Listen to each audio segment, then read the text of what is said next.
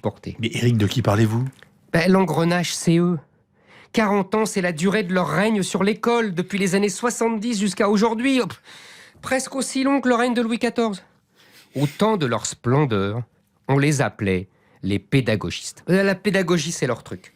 Souvent, ils n'avaient pas mis les pieds dans une classe de leur vie, mais ils écrasaient les profs de leur superbe.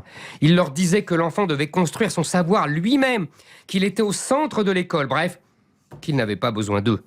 Comme un nouveau clergé, ils avaient une langue à eux, un sabir ridicule de médecin de Molière. L'école ne devait plus apprendre, mais apprendre à apprendre. Non plus instruire, mais réduire les inégalités.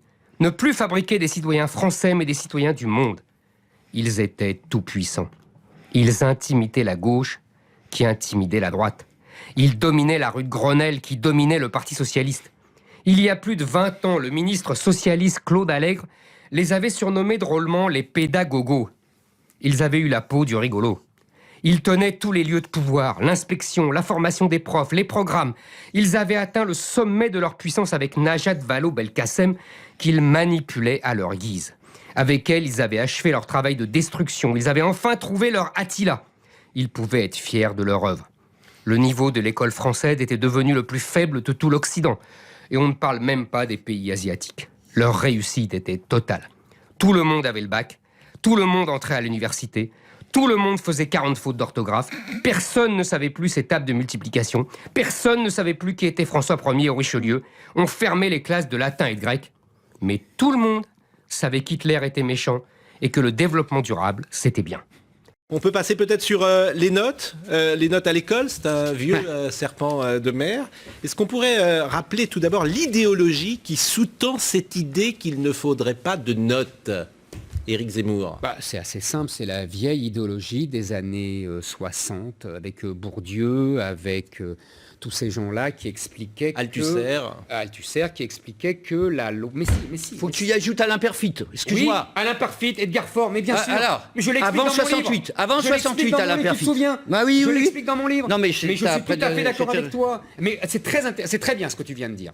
Parce que tu vas voir à quel point... ça va dans une bonne note. Oui, mais attendez, parce que la suite, ça va y aller mal. À quel point je suis d'accord avec toi, tu vas voir. C'était très juste.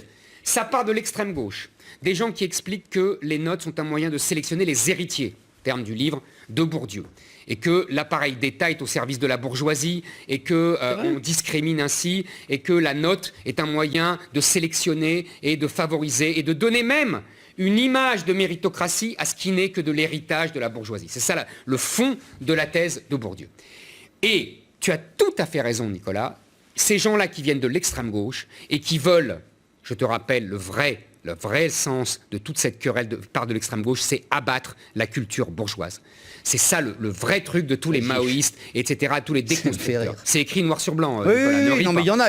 C'est pas il y en a, c'est ce qu'ils pensaient à l'époque. Mais pas que. Et attends, deuxièmement, c'est rejoint ensuite par les libéraux. Et là, on tombe exactement dans le schéma de Jean-Claude Michéa, de l'alliance entre les libertaires et les libéraux. Les libéraux comme Perfit, les libéraux comme Edgar Faure. Tu as tout à fait raison. Qu'est-ce qu'ils veulent, ceux-là? Ils veulent transformer le peuple français en un peuple d'Américains, de consommateurs et de créateurs d'entreprises. Et surtout, il faut leur dire, vous êtes formidables, comme aux États-Unis. Oh, welcome.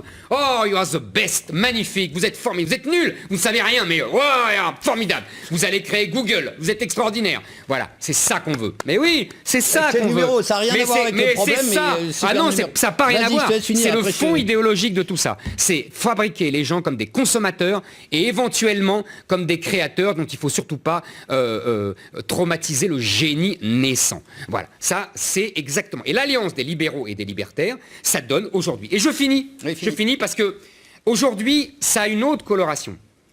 Parce que ça fait 40 ans en vérité que cette idéologie règne.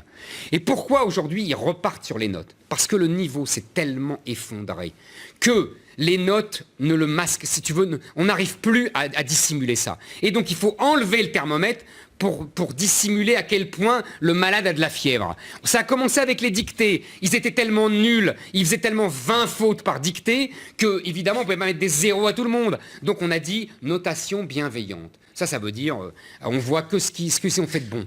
Et puis sur toutes les matières, le niveau s'effondre tellement. Ça y est, t'as dit fini, hein? J'ai fini, mais t'as compris. Mais j'ai